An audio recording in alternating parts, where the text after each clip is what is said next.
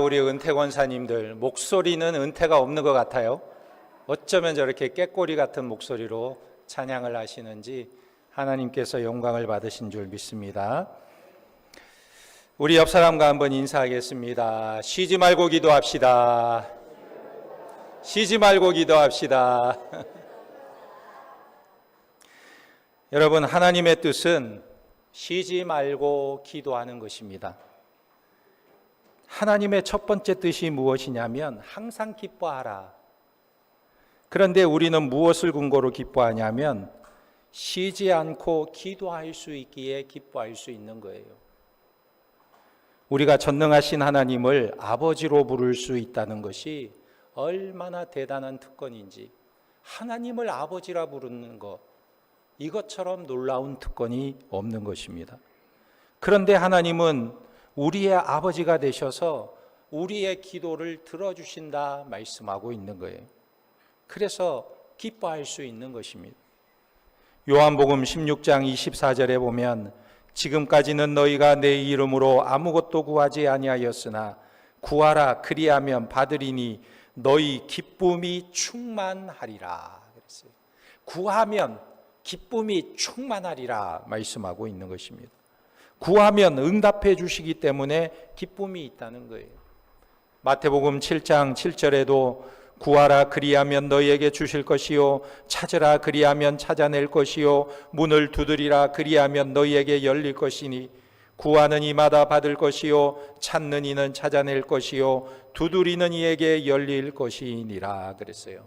구하는 이에게 주시고 찾는 이는 찾을 것이고 두드리는 이에게는 열릴 것이다 말씀하고 있는 것입니다. 그래서 하나님께서 우리에게 명령하시는 것입니다. 내가 반드시 응답할 테니 내게 구하라, 내게 구하라 말씀하고 계시는 거예요. 그런데 오늘 말씀에서도 기도하는데 쉬지 말고 기도하라고 말씀하시는데 쉬지 말고 기도하라고 말씀하시는 이유가 무엇입니까? 그것은요, 우리의 삶에 적극적인 삶을 추구하라는 것입니다.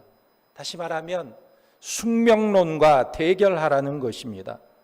우리의 주어진 모든 순간순간을 낙오됨이 없이 귀하게 여기고 변화시키고 누리라고 말씀하고 있는 것입니다. 예를 들어서 오늘 본문 말씀의 데살로니가 교회는 너무나 핍박이 많고 어려움 가운데 있었어요.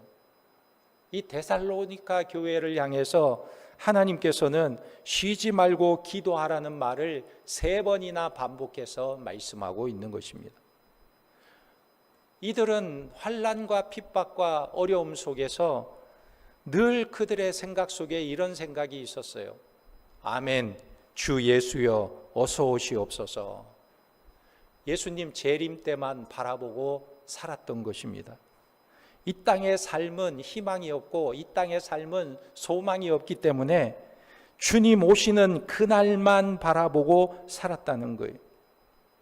세상이 하도 핍박과 환난과 어려움이 많으니까 이 땅에서의 삶은 포기하고 빨리 예수님이 오시기만을 기다렸다는 것입니다. 그런데 하나님의 뜻은 무엇이냐면 아무리 어려워도 이 세상의 삶을 포기하지 말고 기도하라는 거예요. 기도함으로 삶을 변화시키라는 것입니다. 이집트에서 선교하고 있는 선교사님이 이집트인들을 가만히 보면 숙명론에 빠져 있는 모습을 보게 된다고 합니다. 그래서 이들은 어떤 어려운 일을 만나게 되면 늘 이렇게 외친다고 그래요. 인샬라, 인샬라, 신의 뜻, 신의 뜻. 인샬라 그러면 끝이래요.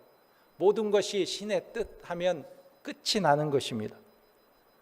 그런데 이 말 자체를 가만히 생각해 보면 정말 괜찮은 것 같은데, 그런데 문제는 이것입니다. 그저 삶을 되는 대로 그냥 살자 이런 뜻으로 말하는 것 같다는 거예요. 그냥 될 대로 되라, 되는 대로 살자, 이렇게 그냥 소극적으로 사는 모습처럼 보이는 것입니다. 그런데 기도는 우리의 삶의 문제를 두고 개선하려는 노력이 바로 기도인 거예요. 우리가 잘 아는 조지 뮬러, 이분은 기도로 유명한 사람입니다. 그가 하루는 아침에 양식이 떨어져서 아침을 먹을 수가 없었어요. 그런데도 아이들을 다 불러놓고 식탁 위에 앉아서 우리 같이 기도하자. 아니, 먹을 양식이 없는데 식탁 위에 다 아이들을 앉혀놓고 우리 식사 기도하자 하면서 기도하는 거예요. 무슨 기도를 했겠습니까? 이렇게 기도했어요. 하나님, 아침입니다. 그런데 아침에 먹을 양식이 없습니다. 일용할 양식을 주시옵소서. 그렇게 기도했는데 마침 빵과 우유를 잔뜩 싣고 가던 트럭이 이 고아원 앞을 지나가는데 펑크가 나버렸어요. 아이, 그 옛날에 자동차가 펑크 나니까 이거 펑크를 떼우려면 그 트럭에 실은 짐을 다 끌어내려야 되는 거예요. 근데 빵과 우유는 내려놓으면 상하기가 쉽잖아요. 그러니까 마침 고아원이 앞에 있으니까 그 고아원에다가 빵과 우유를 다 내려준 거예요. 그래서 아침 식사를 맛있게 할 수 있었다고 합니다. 그가 이런 말을 했습니다. 우리들이 연약할 바로 그때가 예수 그리스도의 능력이 나타날 기회이다. 찬양을 받으실 그분은 절대로 우리를 떠나거나 버리시지 않으신다. 우리의 연약함이 크면 클수록 그분은 자신의 능력을 나타내시려고 더 가까이 오신다. 우리의 궁핍이 크면 클수록 그가 친히 우리의 친구임을 믿을 수 있는 더 큰 근거를 우리는 갖게 되는 것이다. 이것이 70년을 살아오면서 겪은 나의 체험이다. 여러분, 왜 쉬지 말고 기도하라고 말씀하시는 줄 아십니까? 그것은 우리가 고난 가운데 있을 때 주님께서 더 가까이 다가오시기 때문에 그래요. 기도할 때 주님이 가까이 오시는 거예요. 시편 73편 28절에 하나님께 가까이함이 내게 복이라. 내가 주 여호와를 나의 피난처로 삼아 주의 모든 행적을 전파하리이다 그랬어요. 하나님을 가까이 하는 게 내게 복이다, 복이다 그랬어요. 구약 성경에서 이사야 38장에 보면 히스기야 왕이 죽을 병에 걸렸어요. 하나님께서 이사야 선지자를 보내서 네가 죽게 되었으니 이제 마음 정리를 하고 왕위를 내려놓으라 말씀하셨어요. 하나님께서 분명히 이사야 선지자를 통해서 그에게 전해주신 말씀입니다. 그렇다면 이 히스기야 왕이 어떻게 해야 될까요? 하나님께서 선지자를 통해서 그렇게 말씀하셨으니 그대로 이루어질 것이 뻔한 일이에요. 그러면 다 정리하고 내려놓고 이제 떠날 준비를 해야 되는 것입니다. 그런데 히스기야가 그 말을 듣고 바로 성전 벽으로 얼굴을 향하고 통곡하며 울며 기도하는 것입니다. 뭐라고 기도합니까? 여호와여 구하오니 내가 주 앞에서 행한 것을 기억하옵소서 하면서 통곡하는 거예요. 그런데 놀라운 것은 하나님께서 히스기야의 기도를 들으시고 이사야가 집으로 가는 길에 다시 말씀하시는 거예요. 선지자에게, 이사야야, 너는 다시 히스기야에게 가서 그에게 생명을 15년 더 연장해 주겠다고 말해주라.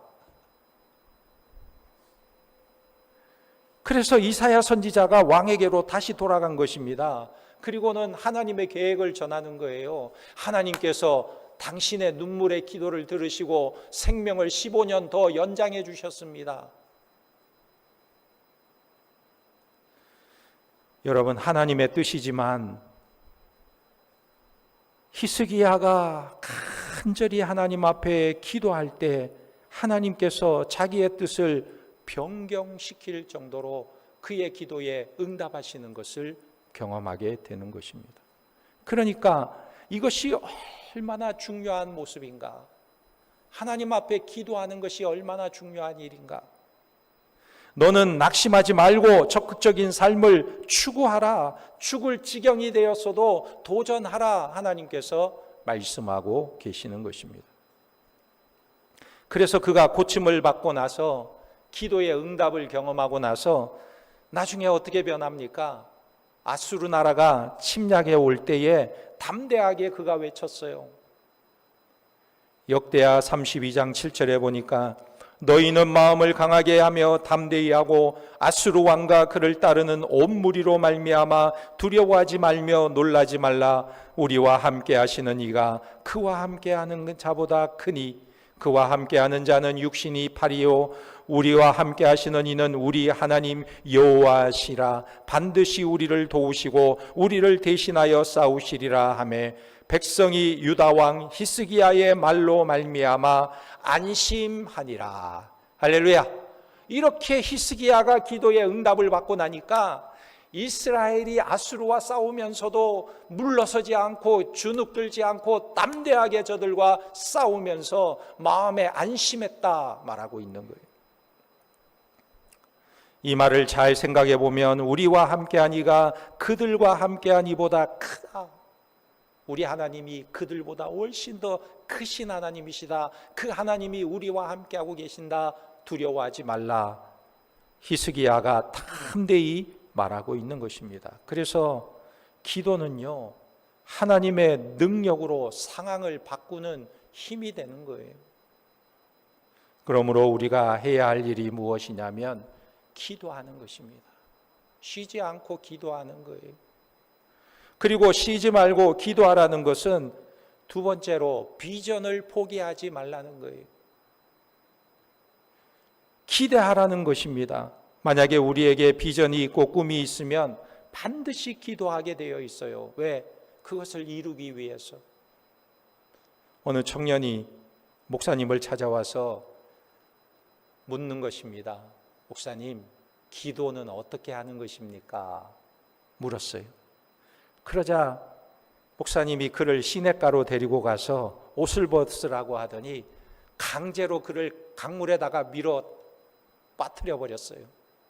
그러니까 이 청년이 살려달라고 애를 쓰면서 호우적거리는데 숨을 막 하면서 호우적거릴 때 그를 끌어내 주었습니다. 그리고는 하는 말이, 기도는 아까 자네가 숨을 쉬려고 애를 쓰는 것처럼 하는 것이 기도라네. 숨을 쉬려고 애를 쓰는 것처럼 하는 것이 기도라네. 여러분, 꿈이 있으면 우리가 간절히 기도하게 됩니다. 하나님 이루어 주세요. 하나님 이루어 주세요. 그러나 기대가 없으면 아무리 기도하라고 해도 기도할 수가 없어요. 그래서 쉬지 말고 기도하라는 것은 더 위대한 일을 꿈꾸라는 것입니다. 미국의 시카고 빈민가에서 목사님과 이발사가 나란히 걷고 있었어요. 근데 이 지역은요, 너무나 지저분하고 악취가 넘쳐나는 곳이었습니다. 노숙자들이 얼마나 많은지. 그래서 이 지역을 걷고 있는데 해이로운 자인 이발사가 입을 열기 시작했어요. 목사님, 하나님이 살아계시다면 왜 이렇게 이 지역이 지저분하고 저런 사람들이 많습니까? 이렇게 처참할 수가 있습니까? 하나님이 살아계시는데. 이렇게 말하자 목사님이 그 말을 듣고 걸어가는데 그 앞에 히피족이 지나가는 거예요. 히피족. 그런데 보니까 이 히피족 머리가 너무 지저분하고 난장판이에요. 아주 형편이 없어요. 그때 목사님이 이발사에게 물었습니다. 아니, 여보시오, 당신은 이발사인데 솜씨 좋은 이발사 아닙니까? 당신이 이렇게 훌륭한 이발사가 있는데 어떻게 저런 머리를 하고 다니는 사람들이 이렇게 많습니까? 이렇게 물으니까 이발사가 하는 말이, 아니 목사님 무슨 말씀입니까? 아무리 그래도 저 사람이 내게 와서 이발해 달라고 요청을 해야 내가 이발을 해주지, 내 마음대로 머리를 깎았다가 내가 맞아 죽을 일이 있어요? 그러자 목사님이 하는 말이 하나님도 마찬가지입니다. 하나님께 요청하는 사람이 없으니 하나님께서 어떻게 하시겠어요? 우리가 잘 아는 김구 선생은 20세기에 존경받는 인물이었어요. 그가 74세를 살았는데 그의 삶 속에는 민족의 역경이 고스란히 담겨져 있었습니다. 이 김구 선생이 이런 말을 했어요. 눈 덮인 벌판을 지나갈 때 함부로 발걸음을 옮기지 마라. 오늘 남긴 나의 발자국은 뒤에 오는 이들의 이정표가 되리니. 그랬어요. 이분이 애국 시민의 표상이 되는 분이었습니다. 처음에는 동학에 심취했다가 유학을 3년 마치고 나서 불교 접목기에 접어들었다가 28세에 기독교인이 됩니다. 이분이 주일 성수를 매우 중요하게 여겼어요. 그래서 1948년 북측 김일성 위원장과 남북 정상회담을 위해서 평양을 방문했을 때 주일이 되었습니다. 그러니까 이분이 장대제 구 장대현 교회에 나아가서 바쁜 일가 중에도 예배를 먼저 드렸어요. 그리고 말씀을 사모했습니다. 그가 소천하기 3년 전 1940년 부활절에는 이런 유언과도 같은 말을 남겼는데 이렇게 말했어요. 나는 그리스도인인 고로 거짓 없는 내 양심은 죽음을 초월하여 나라를 사랑하였다. 내가 만일 어떤 자의 총에 맞아 죽는다면 이 이상 기쁜 일이 없겠다. 밀 한 알이 땅에 떨어져 죽으면 많은 열매를 맺는 것 같이 내가 죽은 후나 이상의 애국자들이 많이 나올 것이기 때문이다. 죽는 것을 두려워하지 않았어요.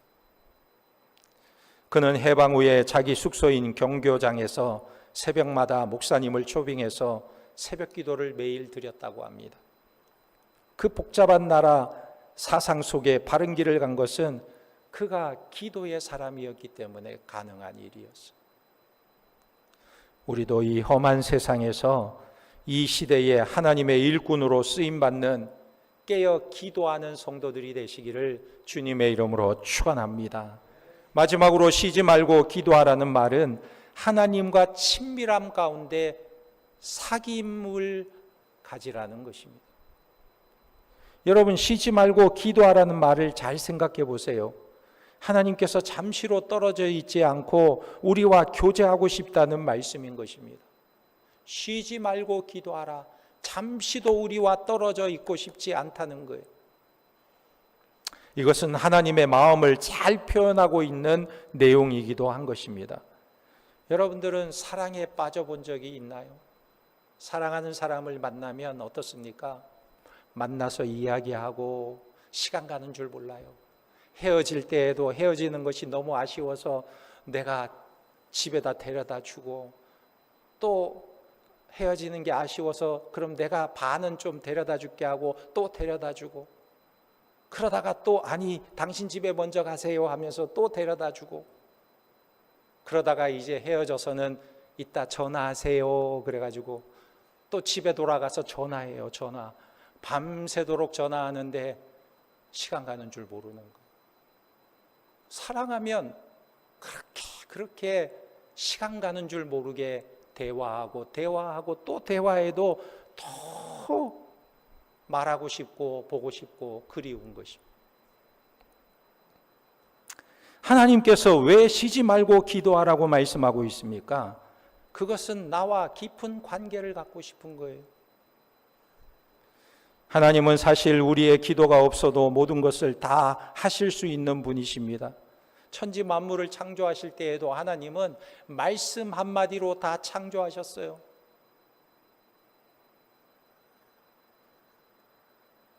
하나님은 우리의 기도가 없이도 모든 것을 다 이룰 수 있는 분이세요. 그런데 왜 우리에게 쉬지 말고 기도하라고 말씀하시고 계실까? 기도하지 않아도 우리 속마음 다 알고 계시고 우리가 기도하지 않아도 하나님께서 우리에게 이루어 주실 것은 다 이룰 수 있는 분인데 왜 하나님이 굳이 우리에게 기도하라고 말씀하고 계실까? 그것은 하나님이 우리를 원하고 계시기 때문에 그렇습니다. 그 어떤 일보다도 기쁘게 여기시는 것이 하나님은 우리와 교제하기를 원하시는 거예요. 그래서 쉬지 말고 기도하는 말씀에는 하나님의 마음이 담겨져 있는 거예요.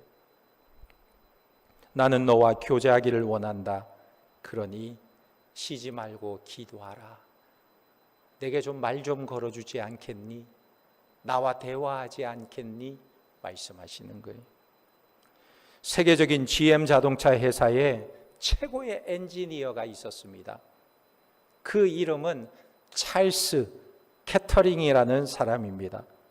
이 사람은 미국에서 에디슨이 발명한 이후에 발명왕이라는 이름의 반열에 오른 사람이에요. 그가 죽기 전까지 총 200건이 넘는 특허권을 얻게 되었다고 합니다. 델코 전기 발전기, 전기 자동 점화 장치, 자동 시동기 이런 것들을 개발해서 자동차 발전에 엄청난 기여를 한 사람이에요.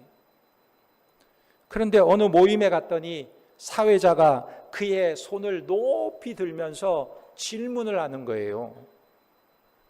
캐터링 씨, 이 손으로 한 일 중에 가장 중요한 일이 무엇입니까? 물었어요. 대부분의 사람들은 생각했습니다. 그가 세계적인 명차를 만들었으니 아마도 엔진 8기통짜리 명차를 만든 것이 가장 중요한 일이었습니다. 이렇게 말할 줄 기대했는데 그가 하는 말이 이런 말을 하는 거예요. 예, 제가 이 손으로 한 일 중에 가장 중요한 일은 이 손으로 두 손을 모아 전능하신 하나님께 기도한 일입니다. 여러분, 사회자가 그의 손을 들었을 때 아마도 하나님께서 그의 입을 주목해서 보셨을 거예요. 제가 도대체 무슨 말을 할까? 내 생에 가장 위대한 일은 자동차 엔진 8기통을 만들었을 때입니다. 이런 말을 할 것인가? 이렇게 대답했으면 하나님이 아이고 쟤 또 뭘 모르네 그렇게 생각했을지 몰라요. 그런데 그가 두 손을 마주 잡으면서 전능하신 하나님께 기도한 일입니다 그랬을 때 우리 하나님께서 얼마나 기뻐하셨을까? 여러분 인생에 이런 고백이 나오기를 주님의 이름으로 축원합니다. 기도가 내 생의 최고의 순간이 되고 가장 위대한 일이 되기를 예수님의 이름으로 축원합니다. 기도하겠습니다. 하나님, 우리에게 쉬지 말고 기도하라고 말씀하셨습니다. 아무리 힘들고 어려운 현실 속에서도 문제를 통을파하기 위해 기도하고 비전을 품고 기도하고 하나님의 뜻을 이루기 위해 깨어 기도하는 하나님의 백성들이 되게 도와주시고 우리 주님과 늘 깊이 만나며 교제하는 하나님의 백성들이 되도록 인도하여 주시옵소서. 예수님의 이름으로 기도하옵나이다. 아멘.